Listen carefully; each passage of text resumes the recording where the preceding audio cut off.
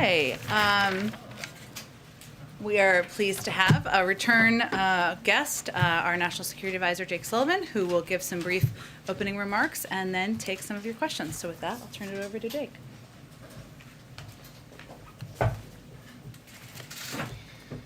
Thanks, Jen. Good afternoon, everyone. I'll make some comments, and then, as Jen said, I'm happy to take your questions. I want to start once again by saluting our troops and civilians at the Kabul airport. Kabul fell just over a week ago.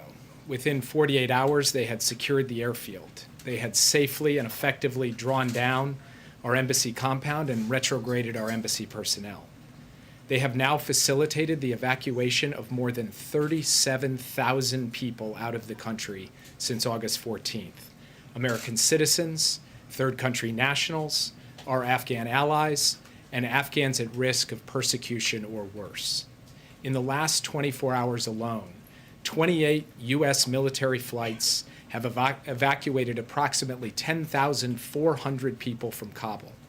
In addition, 61 coalition aircraft have evacuated approximately 5,900 additional people. That is more than 16,000 people in 24 hours, and the flights are continuing hour by hour as we speak. We have established a network of transit centers in multiple countries in the Gulf and Europe, where we are getting U.S. citizens on flights home, and we are running biometric and biographic background checks on Afghan evacuees before bringing them to the United States or having them relocated to a third country.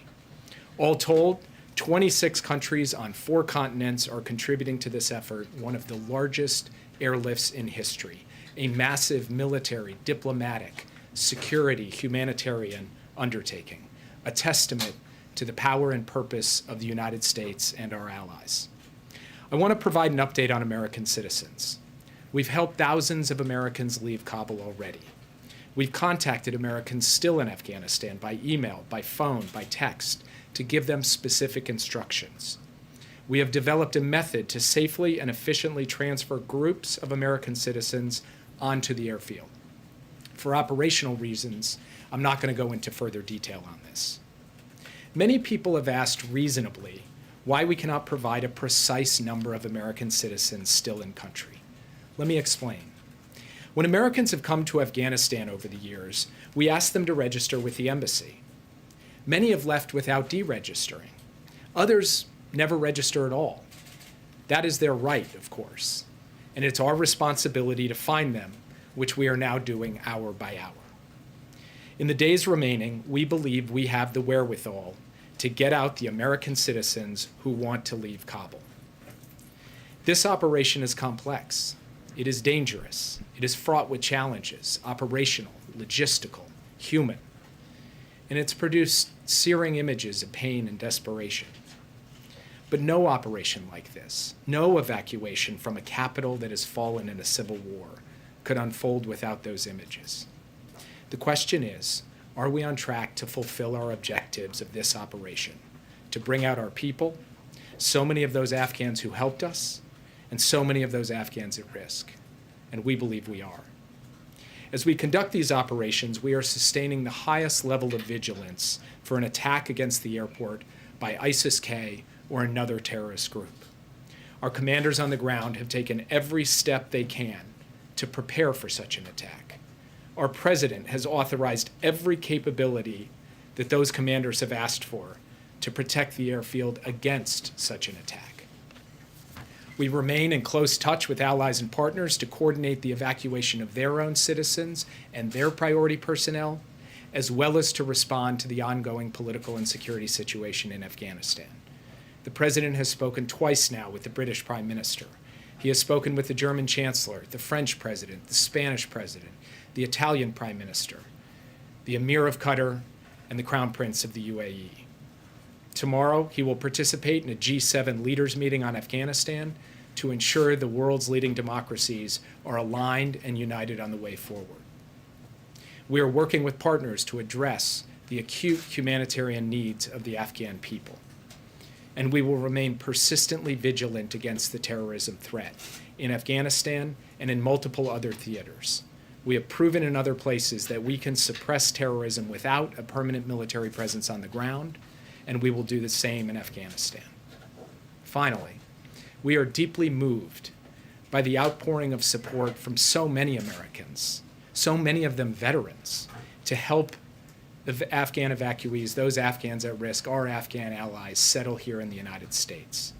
This is the best of the American spirit, and we look forward to working with them in the days, weeks, and months ahead. And with that, I would be happy to take your questions. Thanks, Jake. A Taliban spokesman has said that it would be a red line for the U.S. to keep troops in Afghanistan past its own August 31st deadline. Are you engaged in talks with the Taliban over extending that deadline, and how are those talks going? We are in talks with the Taliban on a daily basis through both political and security channels. I'm not going to get into the details of those discussions here to protect those discussions, which are covering a wide range of issues. We are also consulting closely with our allies and partners on the issue of the evacuation and its progress. In fact, the President just got off the phone with the British Prime Minister a short time ago. We are taking this day by day. We believe we are making enormous progress. And taking a step back, a week ago, I don't think almost anyone in this briefing room would have thought we'd be standing here today with 37,000 people already evacuated from the country. We believe we're making progress. We're going to keep making progress, and the President will ultimately make his decision about the precise shape and scope of the operation. And has the President decided whether he is going to need more time beyond August 31st to get all U.S. personnel and Afghan people out of the country? As I said, the President believes we are making substantial progress. Dozens of flights, thousands, now tens of thousands of people evacuated from the country. We believe today will be an efficient and effective day, and tomorrow and the next day as well. And as I said, he is taking this day by day and will make his determinations as we go. Yes. Just to follow up, does the administration think that they need Taliban agreement to extend beyond August 31st?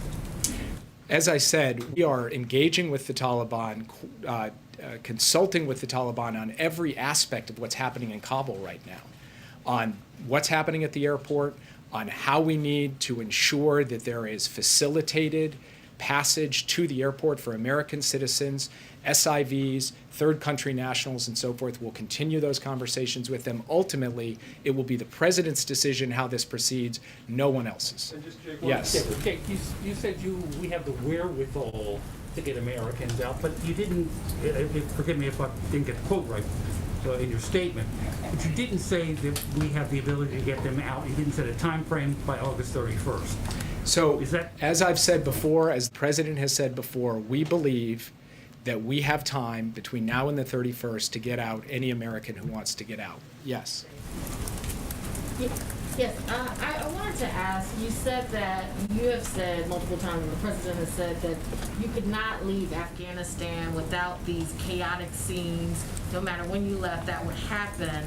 I guess my question is, why did the administration prepare the American public and say to the American public, there are going to be very chaotic scenes.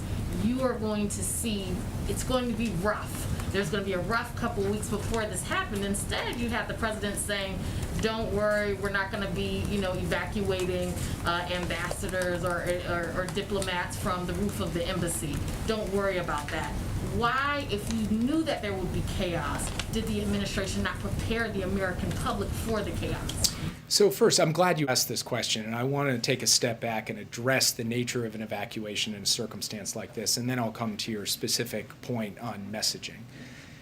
Whether Kabul fell in August or September or December or next August, the fact is, whenever it fell, there were going to be American citizens in Kabul who needed to be evacuated. There were going to be third country nationals in Kabul who were going to be evacuated, have to be evacuated. There were going to be Afghans still in the fight who had supported the U.S. war effort over the last 20 years who were going to have to be evacuated. So an evacuation operation in a dangerous situation was going to have to happen at some point. And when you run an operation like that, when you are trying to position assets to go in and secure an airfield in a city that has been taken by opposing forces with a government that's collapsed, Your contingency plan is going to hit head on with reality, and there are going to be complexities and challenges and difficulties, and you work through them. You make adjustments, and you ultimately get an operation going that is moving out thousands, if not tens of thousands of people daily. That is what we have accomplished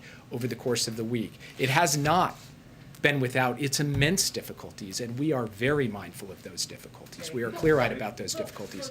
But that is how we have watched the last week unfold. Why the president didn't walk out and say, let me explain to you exactly what is going to unfold in Afghanistan. All along, the president has been clear that the United States was not going to enter a third decade of American military deployment in the middle of another country's civil war. And in his speech in April, and in his speech in July, and in comments he has made since then, he has been clear that that could mean difficult times in Afghanistan. We have been clear-eyed about this from the start.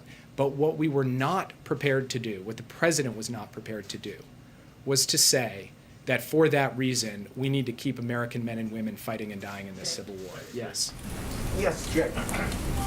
Whether it's August 31st or shortly thereafter, it's clear that all of the eligible Afghans who work for U.S. forces and the U.S. government are not going to be able to get out. For those watching, what do you say to them? What advice do you give? Should they try to get to a third country on their own? Should they wait for some diplomatic solution? So first, we're in touch with the Afghans at risk, eligible for special immigrant visas and other categories of support from the U.S. government. We are trying to get as many of them to the airport as quickly as possible to get them on flights home. And as I said yesterday in comments on the Sunday shows, we will continue to get Afghans at risk out of the country even after U.S. military forces have left. Yes. Thank you, sir. The president has criticized his predecessor. He's criticized the Afghan army, the Afghan government for all of their failures. One group that he hasn't seemed to criticize at length, though, is the Taliban. Why is that? And then also, why does the president continue to say that the Taliban is facing an existential question about how they'll be viewed on the world stage? I mean, they're going door to door, going after the families of these translators. Don't they already know who they are? So first, the president has been very clear about his views of the Taliban. You've asked him repeatedly, do you trust these guys? And he's told you repeatedly, no, I do not. Of course he does not. Of course none of us do, because we've seen the horrific images from the last time we were in power, because we've seen the way that they've conducted this war, because we've seen the fact that they have been responsible for the deaths of American men and women through 2 decades of war, a war that the president was not prepared to continue for a third decade. So we have no illusions about the Taliban. And from our perspective, what we need to do right now is focus on our task at hand. And our task is to get thousands and thousands of people out of the country as safely and efficiently as possible. That is what we are doing and what we believe that we can achieve. Thank you, Jake. So Friday, the president said that we got rid of al-Qaeda in Afghanistan. Sunday, the Secretary of State said there is al-Qaeda in Afghanistan. So are you presenting the president with the full picture, or is he just misapplying the intelligence when he makes these public statements? The president was referring to al-Qaeda's capability to attack the United States, which the intelligence community tells us today is not present in Afghanistan. Today, it is not present in Afghanistan. What is present in Afghanistan right now to our forces at the airport is a serious threat from ISIS-K, which we're trying to deal with. And, of course, there's the possibility that al-Qaeda could reconstitute an external plotting capability in Afghanistan. That's why you've heard from the president repeatedly about the need for an over-the-horizon capability that will allow the United States, working with partners, to continue to suppress the terrorism threat in Afghanistan from al-Qaeda or ISIS-K or anyone else, just as we work to suppress the terrorism threat from al-Qaeda and ISIS in Yemen, in Syria, in Somalia, in the Islamic Maghreb, in many other countries. And let me just finish by saying, the president has been clear that from his perspective, American counterterrorism capabilities have evolved to the point where we can suppress that terrorism threat without keeping thousands or tens of thousands of troops on the ground in a country. We have proven that out in other countries, and that isn't exactly what we intend to do in Afghanistan. And the president has spoken about the terrorism issue in Afghanistan repeatedly on multiple occasions. Yes. Does the administration regret not moving quicker to evacuate more Afghan civilians who work in the United States? So again, I'm very glad you asked that question. So this refers to the Special Immigrant Visa Program. The Special Immigrant Visa Program has been around for a significant number of years, and it was never designed as conceived by Congress for a mass evacuation circumstance. Your individual applicant for a special immigrant visa typically took, under the law, the way that it was applied by the various agencies of the U.S. government through multiple administrations, 18 to 24 months per person to get through the various vetting and other requirements to get their visa, sometimes longer, sometimes multiple years. When we took office in January, the Trump administration had not processed a single special immigrant visa since March of 2020, in nearly a year.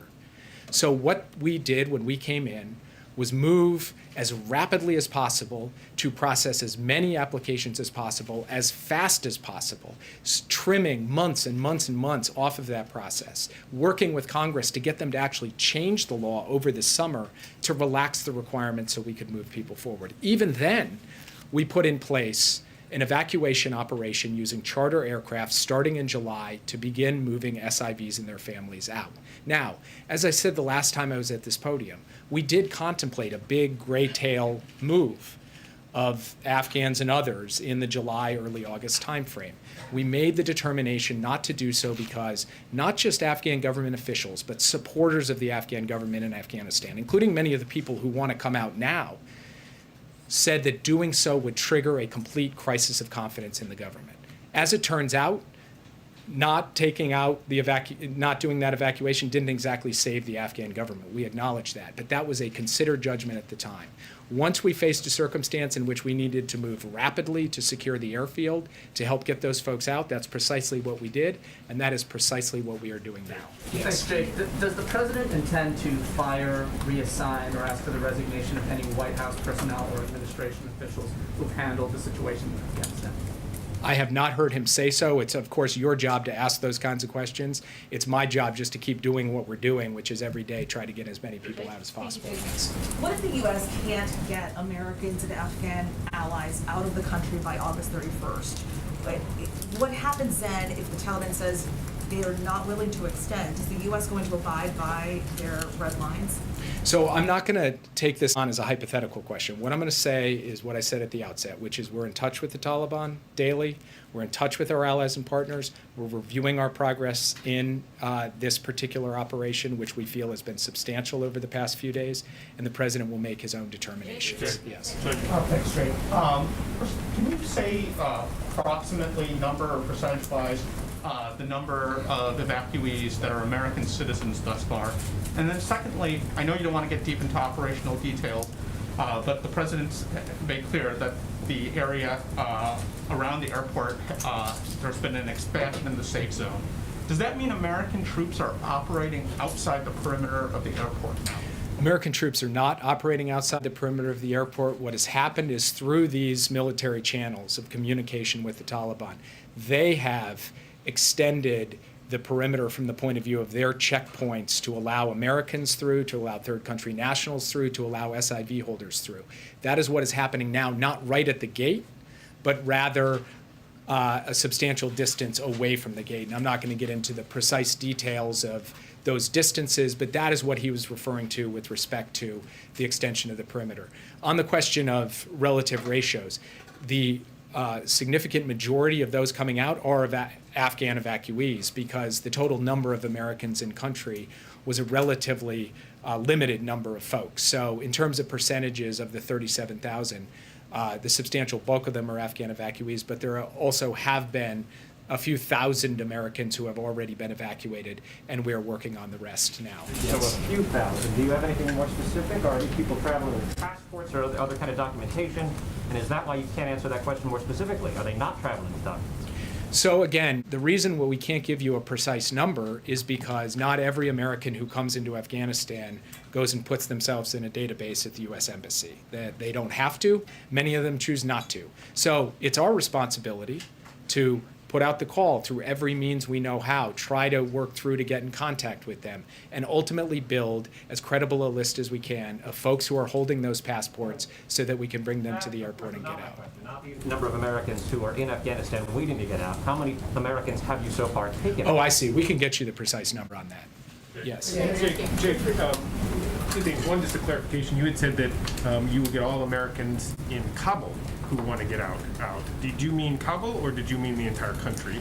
And second, one of the things that you all bragged about over the weekend was the rapidity with which you guys negotiated over the last several days with third countries the ability to bring flights in to expand the number of places throughout Europe and the Middle East. Why wasn't that done months ago? I mean, you yourself have just said you knew exactly that this chaos was going to erupt at some point. Why would there be the need to negotiate on the fly with these countries if couldn't that have been done before? So I'll take your second question first. I have to tell you, I bristle at saying we bragged. Okay, I haven't bragged about anything. I'm trying to give you the straight dope from here, the good and the bad, and that means a lot to me. Secondly, it is certainly the case that we've had to add countries and try to add capacity in places. We did spend months negotiating transit centers to set up as part of our contingency planning in both the Gulf and in Europe. As it turns out, we have been able to produce a throughput that exceeded even our optimistic expectations in terms of the number of folks who could get out. So the fact is we are actually overperforming in terms of the evacuation numbers, and therefore we need a higher ceiling in terms of the number of beds and other facilities at transit centers. So we're simply adding capacity. But you can't go from a standing start. You can't go from 0 to yes in 24 hours. This is something that we have prepared, prepositioned, engaged with allies and partners on over the course of time, so that when we pick up the phone and call, they don't say, what are you talking about? They know what we're talking about. They know that the ask has gone from a 5,000 cap to a 10,000 cap. They adjust accordingly, and that reflects the work of painstaking diplomacy over the course of many months. Yes. The first question about Afghanistan versus just Kabul. Oh, I see. Yes, we are trying to get Americans out wherever they may be in Afghanistan. Yes. SIVs. How many SIVs are being brought to the United States? Is there a goal for how many you intend to bring to the United States? What's their long-term plan? And outside of adding a priority 2 designation, what else is this administration doing to expedite the process of getting SIVs out of Afghanistan? We're not putting a precise number on it. The program doesn't put a precise number on it. There isn't some cap on the number of SIVs or some target. So we are working to get as many out as we possibly can. If you think about the fact that there has been 20 years of conflict in Afghanistan, the sheer number of Afghans who in one way or another have worked for the United States, I'm not going to put a precise number on it. I'm not going to put an estimate on it. I'm only going to put a principle on it. And the principle is we are working to get out as many Afghan allies as we possibly can.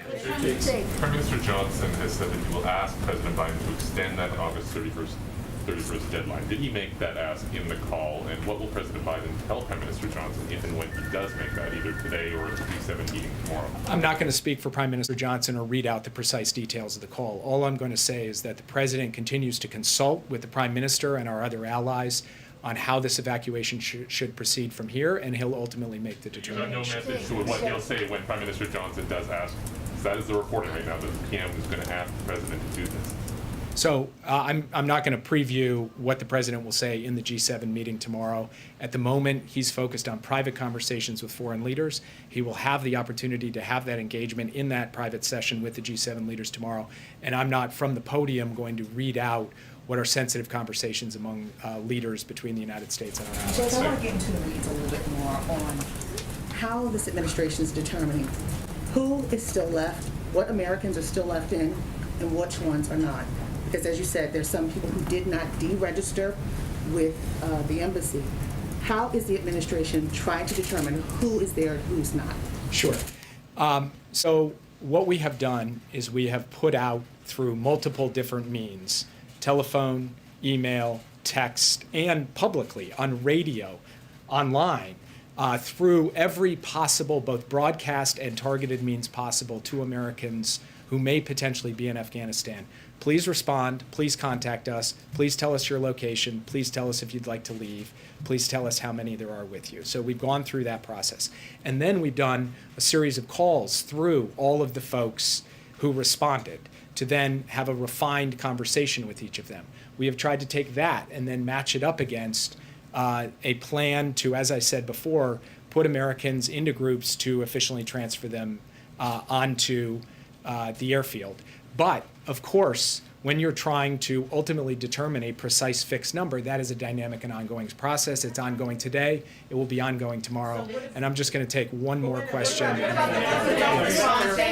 about the ones who don't respond? Are you matching it some kind of way to make sure they're not incapacitated or captured or something like that?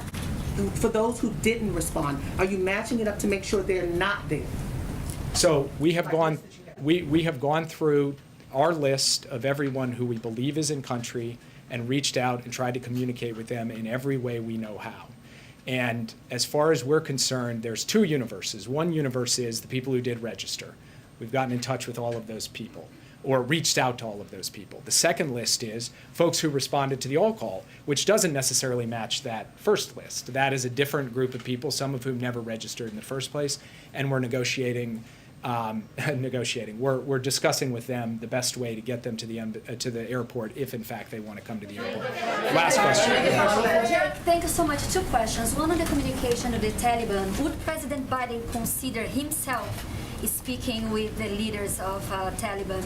And the second question, President Biden seems to be keeping the America First policy on Afghanistan. How can you say that America is back on the global stage after seeing the scenes in Afghanistan? And how do you think the world is looking at the United States right now? So on the second question, you look at the scenes at the Kabul airport, and what I see is the United States securing an airfield at the risk of several thousand American troops to facilitate not just the evacuation of Americans, but to facilitate the evacuation of third country nationals from friends and foes alike, and to facilitate the evacuation of tens and thousands of people who, for humanitarian reasons, want to leave Afghanistan. This is an enormous logistical, diplomatic, security, humanitarian undertaking. There is no other country in the world who could pull something like this off, bar none. So that's what I say to the second question. With respect to whether or not President Biden is likely to speak with the leadership of the Taliban, that is not in contemplation at this time. Thank you. Thanks, everybody. Thanks, everyone. Thanks for coming. Thank you, Jade. I'm Don, the Afghan journalist. Can I And let me just do a topper on just another topic, and then we'll take plenty of questions. Okay. Today, a group on another topic, a group of over 70 leading economists, led by former CEA Chair Austin Goolsbee, announced in an open letter their support for both pillars of the president's economic agenda, the bipartisan infrastructure deal, and the Build Back Better plan. Their letter reinforces the case we've been making to the American people that these historic investments are vital for the strength of our economy and the financial well-being of middle-class families, writing, quote, "These once-in-a-generation opportunities will create millions of jobs, lower costs for American families, and lead to significant economic growth. Both the bipartisan infrastructure deal and Build Back Better agenda could likely ease inflationary pressures." Just one other note for all of you. Vice President Harris is currently, as you know, in Singapore. Her next step will be Vietnam. This trip is an important for the Biden-Harris administration. It's about strengthening and deepening our partnerships with Singapore, Vietnam, and Southeast Asia, because these partnerships matter to the people, prosperity, and security of the United States. I'd also note that her meetings in Singapore today resulted in several substantive deliverables across a range of key issues and reaffirmed the strong U.S. commitment to Southeast Asia and the U.S.-Singapore strategic partnership. Following their bilateral meeting, they announced agreements on COVID-19 and preparing for the next pandemic, climate change, inclusive growth and innovation, and resilient supply chains. Obviously, her trip will continue. Amr, go ahead. What is your message to the moderate House Democrats who want to vote on the bipartisan infrastructure deal before they'll vote on the $3.5 trillion budget blueprint? And why not just do the bipartisan deal first? Well, I would first say that the president has every intention of signing each of these pieces of legislation into law. And what I want to be clear with you all about is he supports Speaker Pelosi's proposed path forward to get this process done.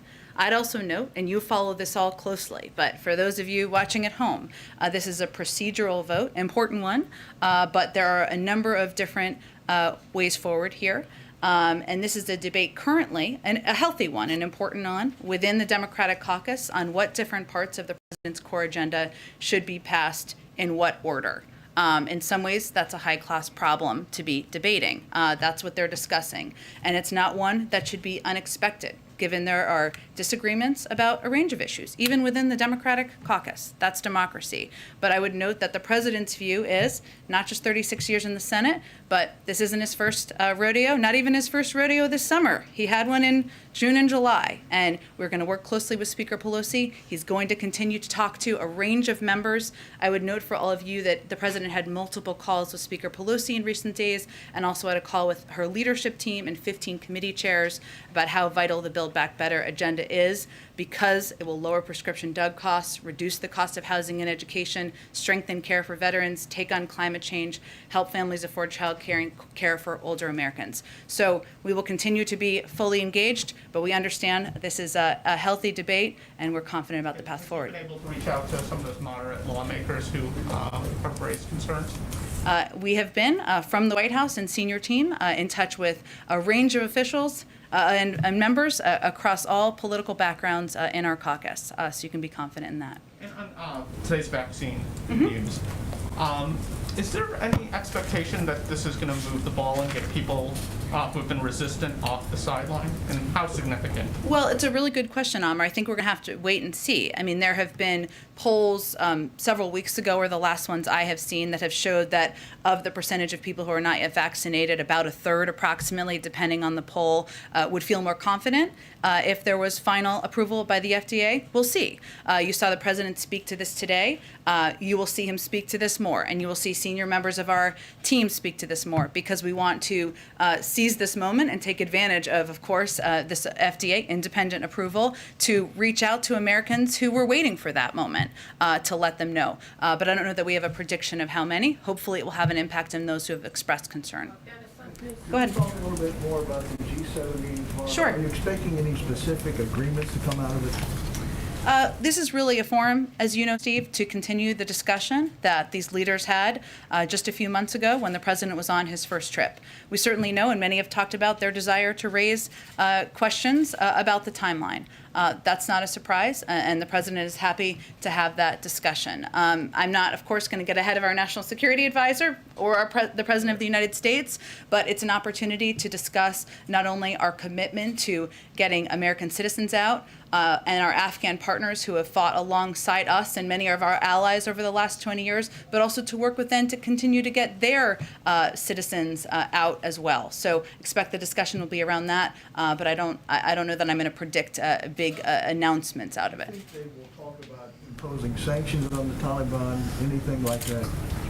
Look, I don't think I have more to preview. I think there's a range of topics that G7 members could certainly raise. I know this president lightly touched on this yesterday, but right now our focus day in and day out is on the operations and evacuating and relocating as many people out of the country as we possibly can. Go ahead.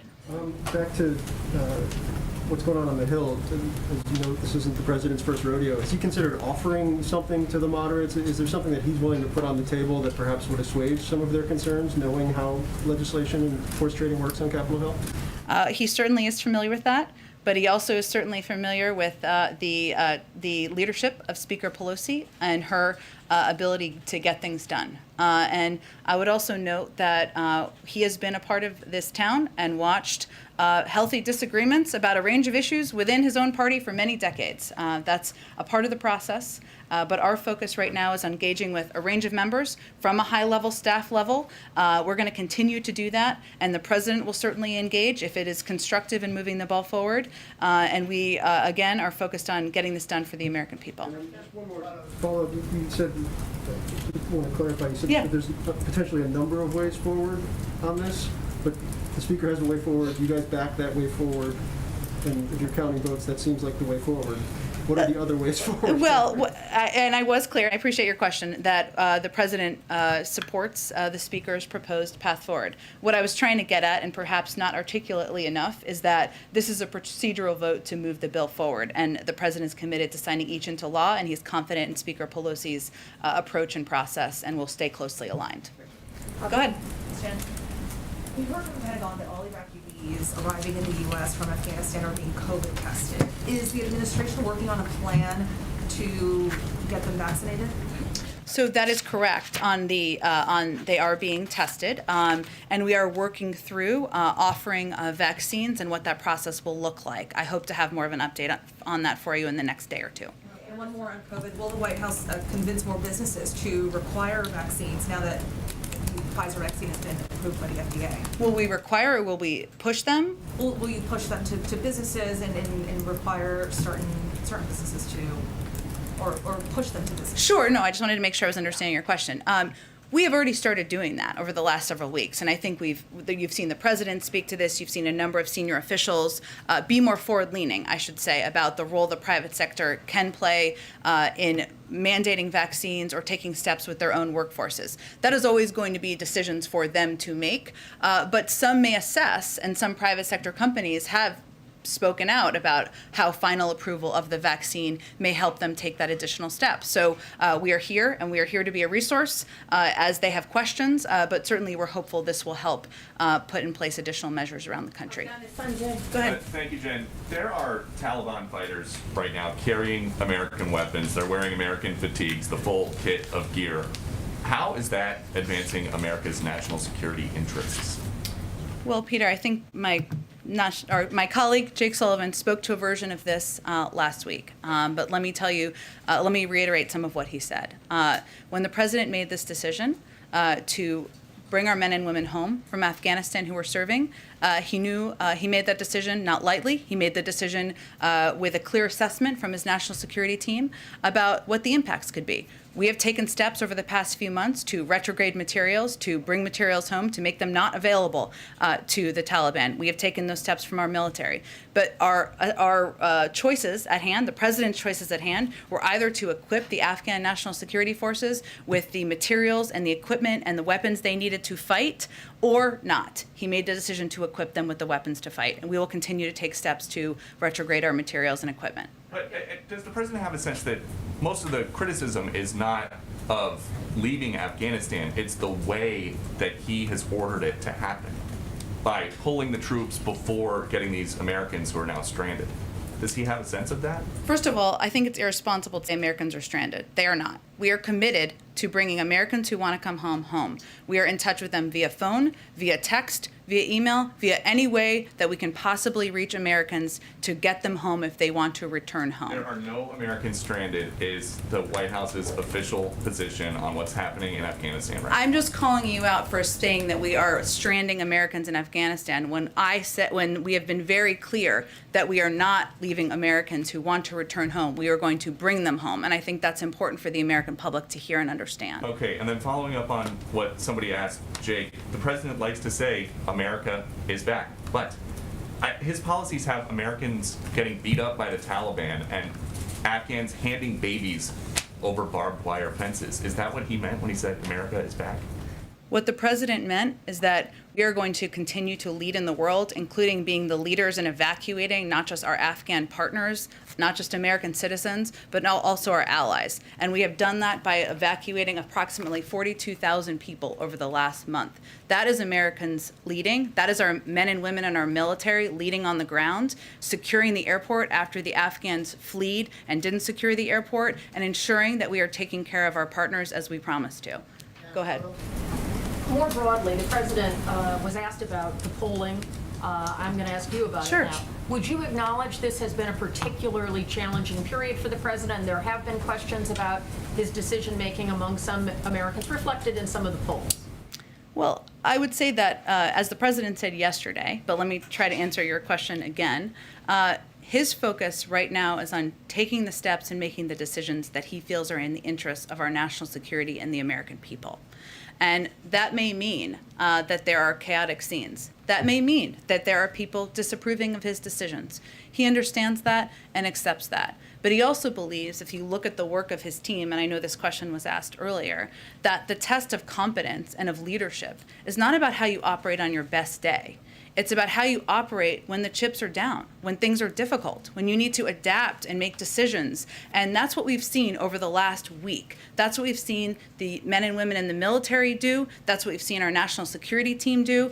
A week ago, just over a week ago, we didn't have control over the airport. Now we've evacuated 37,000 people. That is American leadership, and that is certainly competence of his team. But certainly we understand that people are seeing chaotic photos, but he continues to believe that this was a decision that only the commander-in-chief is able to make, and one he had to make for our own long-term national security interests. Knowing there's about a week or so until the deadline, do you anticipate that the risk to American troops, American citizens, and Afghans will increase?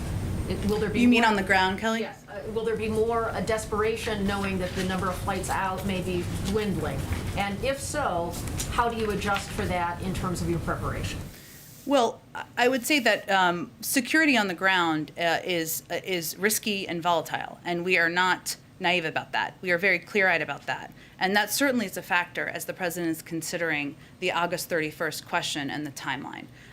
It is also a factor of the fact that we have expedited over the last 24 to 48 hours our flights and the number of people we've been able to evacuate. And his objective is continuing to focus each day, asking detailed questions about how many more people we can get out each day, because that is a real issue. And that's one of the reasons, and Jake talked about this a little bit earlier, that we continue to adjust and take operational steps as it relates to the perimeter of the airport and as it relates to how we're engaging with American citizens and our Afghan partners about how and when they should come to the airport as well. Go ahead. Thanks, Jen. Jake mentioned that he'd be able to get us a breakdown of the number of people who are being evacuated who are Americans and the number who are Afghans, but that's something that reporters have been asking for and not getting for several days. Do you have those numbers? And if not, when could we expect to see them? I certainly understand the question. I know that my colleague John Kirby said a few thousand Americans have been evacuated earlier today. As Jake noted, the vast majority have been Afghans, given this size of the population that we are moving out. And I'm happy to also follow up after the briefing and see what information we can achieve. Go ahead. One other thing that Jake Sullivan said in his opening remarks is that the president looks forward to working with veterans. The SIV applicants are integrated into American society. AMVETS and Vote Vets, a number of other groups, issued an open letter today urging a meeting with the president. In their letter, they said that if the Afghan allies are not safely evacuated, it would condemn veterans and survivors of the conflict to a lifetime of moral injury. One, does the president agree with that sentiment? And two, will the president meet with these veterans? Well, let me first say that we've been in regular contact with a wide range of veterans groups on Afghanistan and will continue to be.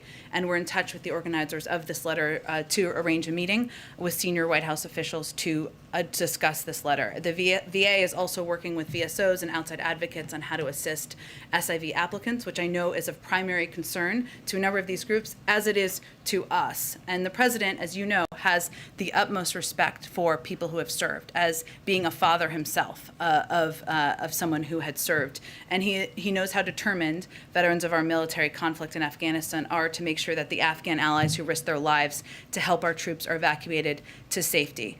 I would also note that one of the things the president has noted to many of us over the past couple of days is that as he thought about making this decision, one of the moments or several moments that has stuck with him is that many of you who covered him as vice president know this, but he spent every Christmas day at Walter Reed sitting with Gold Star families and sitting with men and women who had been injured in Afghanistan. Those are veterans too. Those families are families of veterans. Some of those families lost people, and he was not going to send another generation to fight a war that the Afghans were not willing to fight themselves. But I will tell you, we have been in touch. We will continue to be in touch, and I can assure you that the president will look for opportunities to discuss and engage with veterans groups soon. If I can ask you a question about the FDA's action today. Sure. It brings to mind a question that you've been asked several times in this room, and that is, why hasn't the president nominated an FDA commissioner? Is there a specific holdup that you can point to right now that explains why there's not a qualified doctor in the country that the president could nominate for this post? I can assure you, I wish I had a nominee for the FDA commissioner standing behind that door so that I could present them to all of you. And it is a very good question. And the president wants to nominate the right person to serve in this important post. And yes, of course, there are a range of qualified and talented medical experts and doctors out there. We have not identified the right person yet, and hopefully we'll be able to do that soon. Go ahead. In keeping with the question of appointments, you'll forgive me for putting on the Bloomberg hat. Has he made a decision on whether Federal Reserve. You got it. I knew it. It's like One bingo. step ahead of me, yeah. Has he made a decision on whether to reappoint Jay Powell? My colleague Saleh Mohsen reported this weekend that that Secretary Yellen has privately expressed her support for reappointing Chairman Powell. Has he made a decision? When will he make a decision on that? I don't have anything new for you on this, nor do I have a timeline of when he might make a decision. Do you have any comment on just Secretary Yellen's apparent preference? I will leave that to Secretary Yellen and the Treasury team. Go ahead. Thank you. Go ahead. Do you have any update? This week is supposed to be the end of the 90-day review into the origins of the coronavirus. Do you have any update on when that report would be released? What can we expect to see publicly? Sure. It's actually tomorrow. Just mark your calendars. I know Peter's especially excited about it.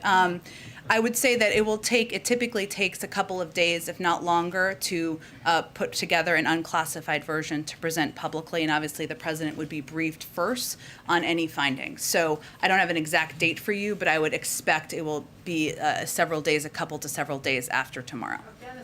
Go ahead. Thanks, Jen. Two questions. Just one on vaccines to clarify an earlier point. We heard the president talk today about he encouraged companies to step up their vaccine requirements. But will today's announcement lead to any new or any additional vaccine mandates from the administration beyond nursing home employees and the stuff that you guys have already announced? I expect there will be more, sure, as we've said all along. And I would note that my colleagues at the Department of Defense conveyed that they would move in the coming days to mandate the vaccine now that the approval has come from the FDA for Pfizer. So we certainly expect there will be more mandates for factions of federal employees. And then on Afghanistan, a broader question. Does the president see any substantive differences between the Taliban leadership that exists right now and the regime that existed 2 decades ago? I don't think we're in a position to make any assessment on that front at this point in time. I would just reiterate, this is not about trust. This is not about providing validity for anyone. Our focus right now is on working to get American citizens, our Afghan partners, working with our allies to get them out of the country. Part of that has been a discussion and ongoing discussions with the Taliban about individuals moving safely to the airport. That's what the focus of our engagement with them has been at this point. Go ahead.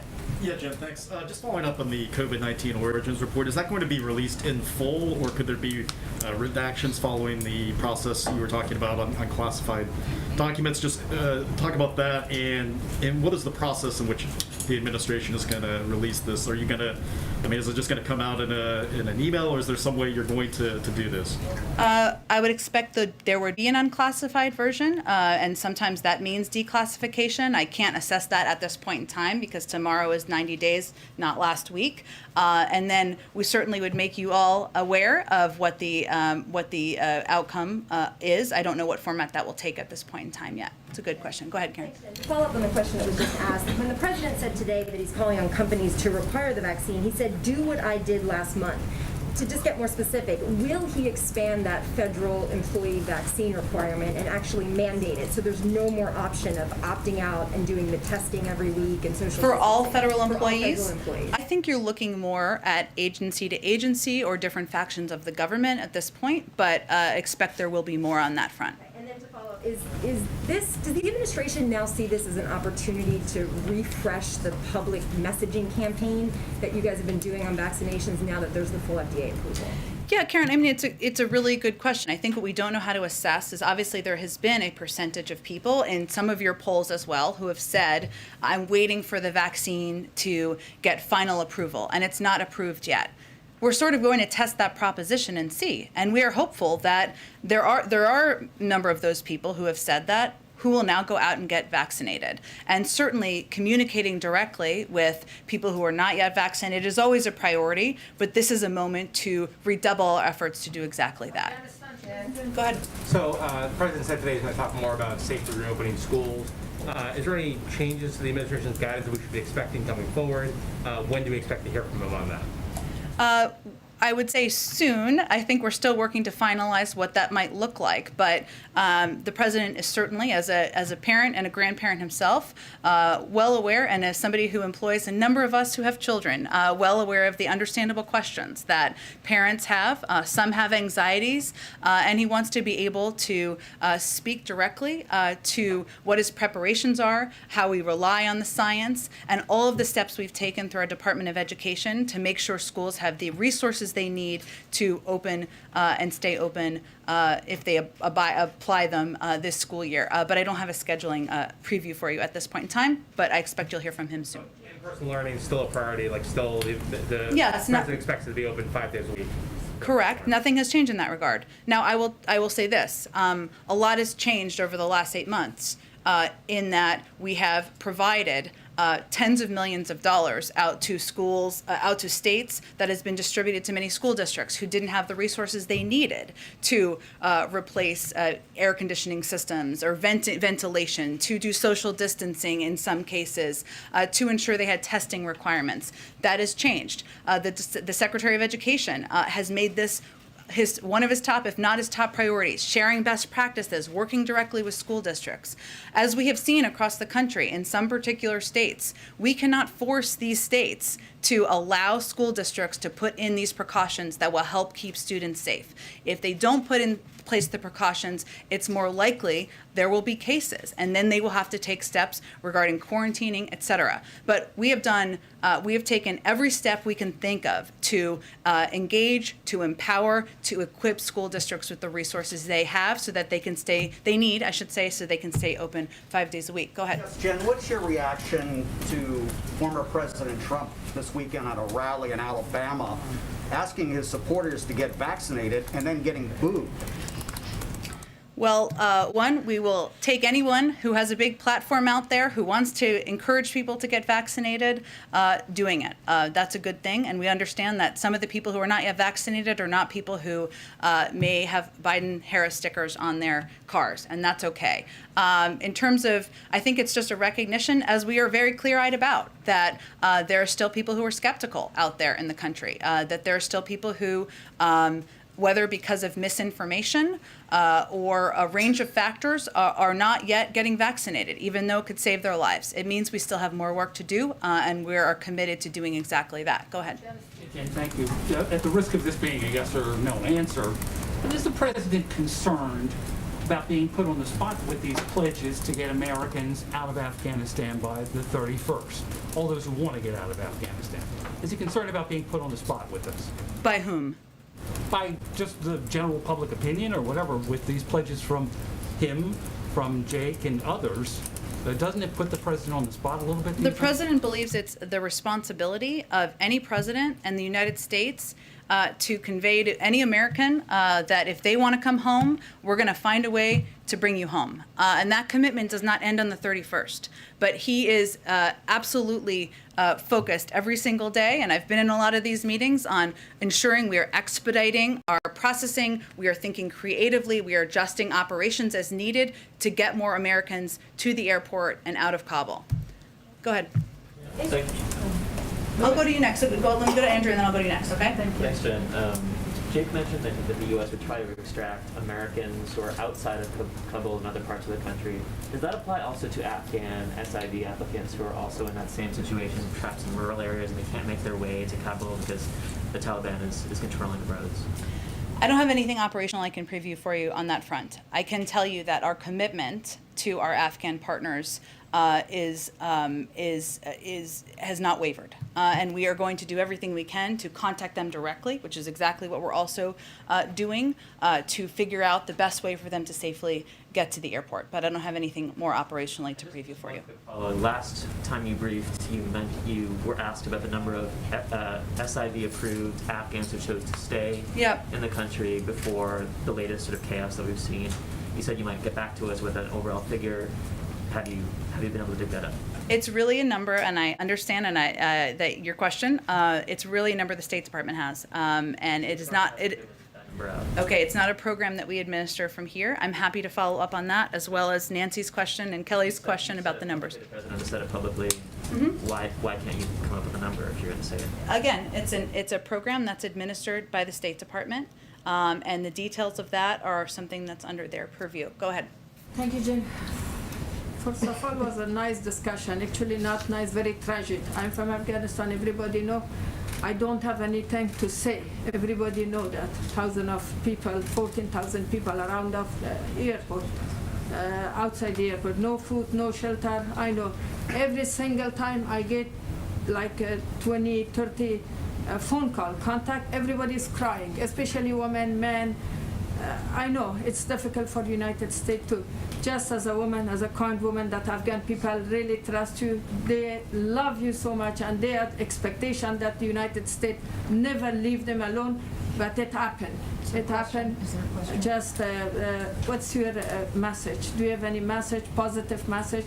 Because women under a lot of emotionally bad situation right now. Just I need your message to them. First, let me say that watching these scenes is incredibly heartbreaking and tragic. And, I have been to Afghanistan a number of times, and I've met a lot of these women you're talking about. The president has been there a number of times, has met these incredibly brave and courageous women. And I will tell you that I'm sure that part of the conversation the president will have with his partners and will continue to have with the United Nations is how we can continue to provide assistance, continue to stand up for these women and their rights in Afghanistan. So I don't want them to feel they have been forgotten. They have not. And we will keep them in our hearts. And thank you for your question. Go ahead. Thank you, Jen. This is related to Kelly's question about the polls and the political fallout. Is the president concerned about the Afghan crisis causing a loss of momentum on all the other things he's been trying to do? It's a pretty unique situation to have such an enormous domestic crisis with the pandemic and a lot of people still not wanting to vaccinate. Now the Afghan thing, which is naturally sucking up all the attention and effort and energy, and his landmark piece of legislation, which is now hanging in the air. Can you just describe, just give us a little bit of an overview of the bandwidth that you have, that he has for, I'm sure he wasn't expecting to be here, right, back in the summer of freedom. Well, first, you're not elected president expecting to do easy things. You're expecting to do hard things. You don't come and work at the White House because you're expecting to have easy days. You come to work here because you're expecting to do hard things and be a part of doing hard things. And certainly that's what we're facing right now. But let me give you kind of another way to look at this.